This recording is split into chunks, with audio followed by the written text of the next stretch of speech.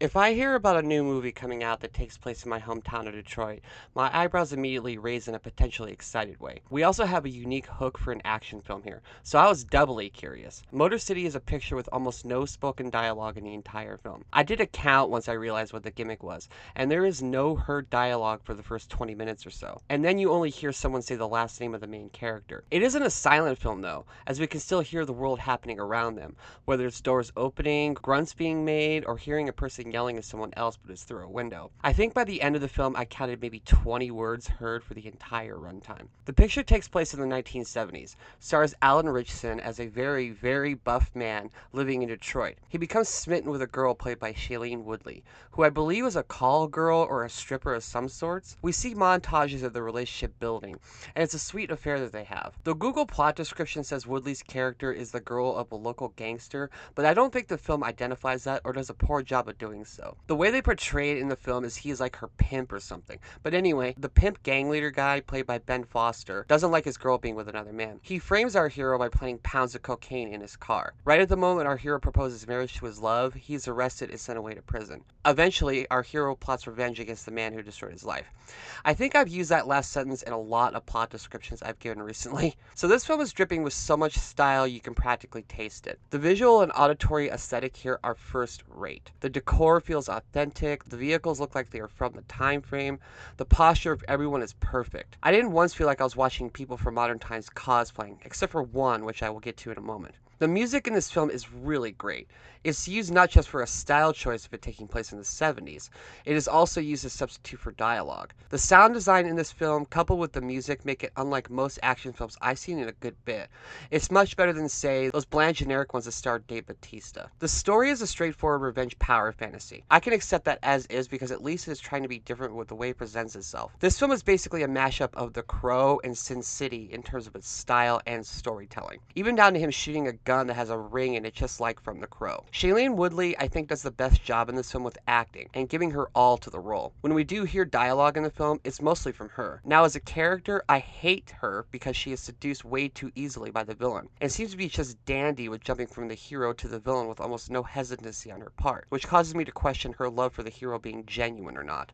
But she has the most diversity in her performance. I complimented Ben Foster when I reviewed Chrissy last year. He's just a really good and diverse actor, and here is no different. His performance has to be mostly outward, but he isn't over the top like most action villains are. He is way more snake-like. Since the film is so quiet, there's nothing behind the characters on an insight level, just a lot of longing looks and tons of action and blood. The action doesn't really kick much into gear until about an hour in, but when it does, it is mostly fun. There is a fight scene in an elevator that is some of the best choreographed fighting I have seen since Monkey Man. It is a fucking brutal fight and was so fun to witness.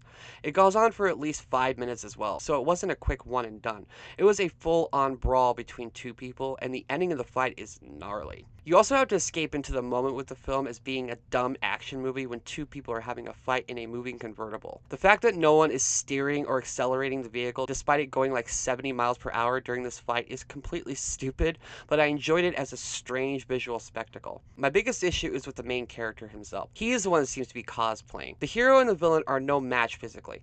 Alan Ritchson has to weigh at least 250 pounds in this film, and it is pure muscle and bulk, whereas Ben Foster has to weigh maybe 140 pounds tops. I never once felt like the two were an equal match, not even psychologically. Our main guy shaves his head at the end of the second act, and after that, I just felt like I was watching a mediocre Gerard Butler action film that has some of the best style of the year. The other thing is the gimmick of pure silence stretches itself further than it is capable of going. Eventually, the film runs out of ideas on how they can show people having conversations that we are observing, and instead just has the camera linger on two people staring at each other for an unorganically amount of time before saying a word. Then it either quick cuts to a window view or plays the music very loud to drown out what they are saying. The worst scene in the film for me is a guy interviewing Shailene Woodley's character in an outdoor cafe, and the camera can't decide where it wants to be so we can't hear what their conversation is. Sometimes it is at a table two away from them, other times it's at an indoor section of the cafe, but there are also times where the guy hands her an object and any person would speak almost immediately about what they are seeing and being presented. But they just sit there for what felt like 5 centuries and stare at each other with these blank faces. Even a server goes to their table,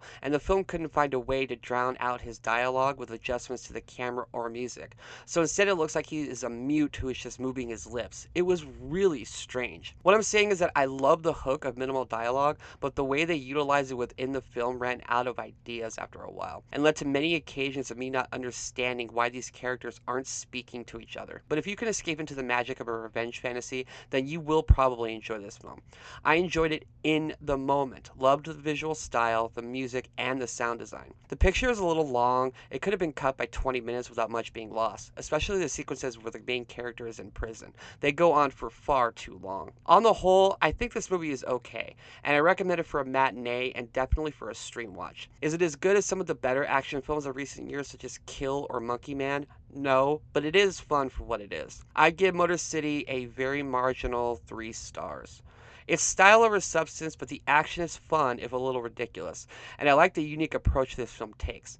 It isn't a total success, but I am happy that I saw it. And that is my review. Thank you so much for watching. If you like this, please like and subscribe. Here's links to my other videos. Follow me on social media if you like. And until next time, I am Ghost.